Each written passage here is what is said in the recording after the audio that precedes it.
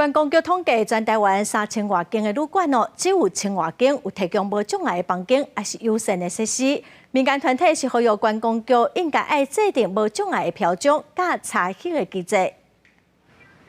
在休热期间，垦丁、南湾的海山坡，常常都会当看到真侪游客来遮佚佗。但是，亲像这种海边的行程，对行动者来讲难度是真悬。去海水浴场玩哈，我常常都是我的伴侣就带着小孩下去沙滩玩哈，那我都只能永远就是在那个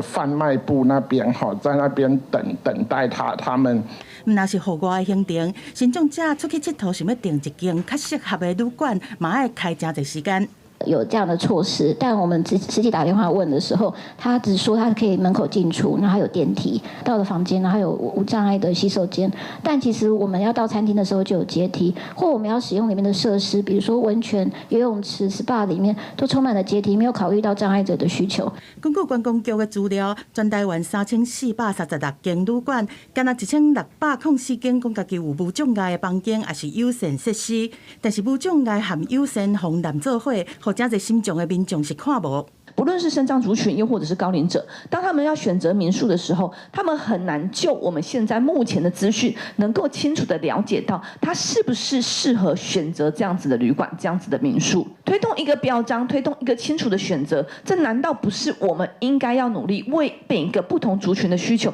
提出来应该要做的方式吗？民众团体和立委是开记者会，要求观光局查全台湾无障碍房间的状况，佮建立无障碍礼俗标准和查核的机制，互完善的大房和设施资讯拢会当透明，才会当互民众者嘛会当有好的出游经验。到做新闻进前，观光局拢无做出回应。记者综合报道。